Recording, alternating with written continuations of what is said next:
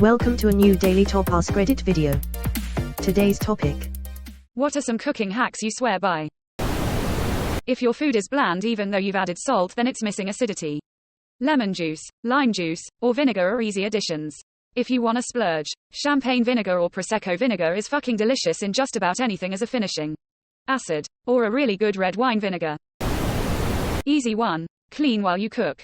Yes. Once I started doing that, I actually enjoyed cooking more. Once I learned to accept that the people dining with me did not want to help after the meal. Not all the time. Sometimes. I started cleaning up as I went. Didn't take any extra time and I enjoyed not having cleanup when I was full.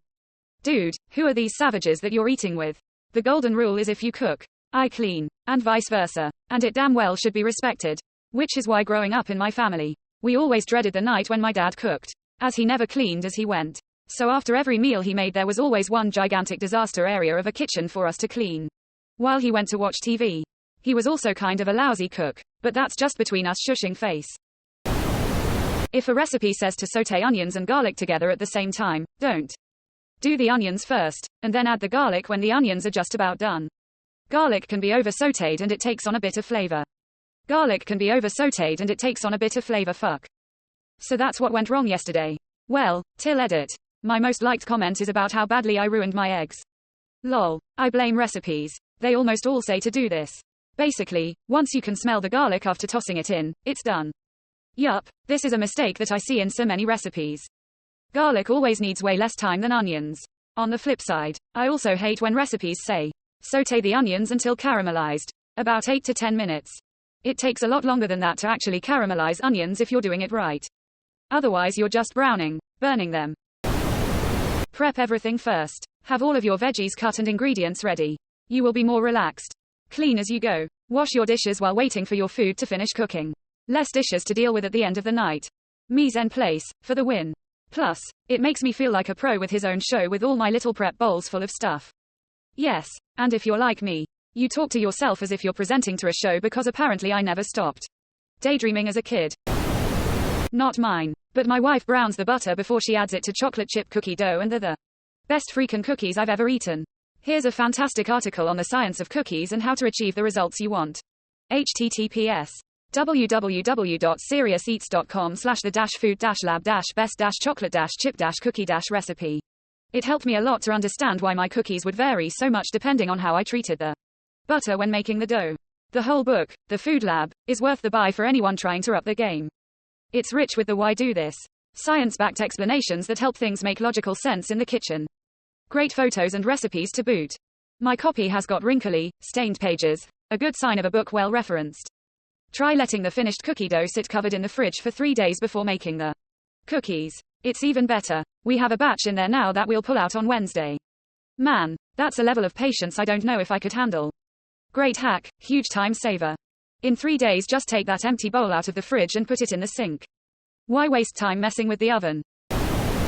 If your executive function is betraying you and you rely on microwavable or pre-made meals, find something small you can add to make them more substantial and to feel more like a meal. Add chopped broccoli to ramen noodles. Cumin and red pepper flakes are great to toss in, too. Cook minute rice with a chicken bouillon cube and some butter and pretend it's risotto.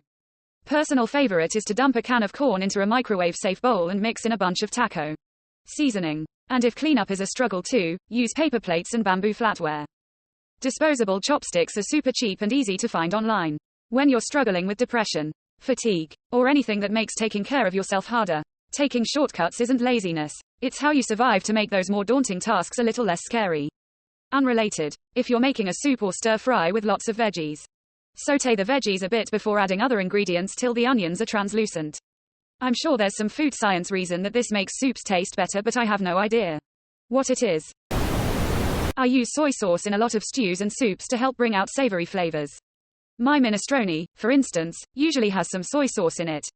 Similarly, unsweetened cocoa powder. I add this to stews and chilies and it adds a rich depth of flavor and no one can pick out cocoa. Everybody raves about my pecan pie and always wants me to make them for potlucks or gatherings.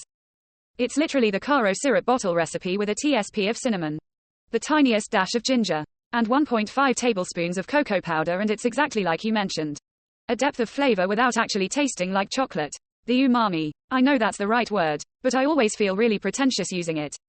Not judging here. It's my hang-up, not yours. Umami is Japanese for, I'll suck your dick for a bite of that burger, Anthony Bourdain. I taught my husband this word.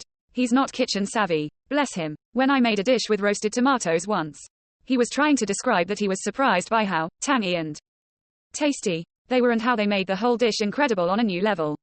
Now he says umami all the time, even when it's not appropriate, and it sends me into giggle fits. Same but with Worcestershire.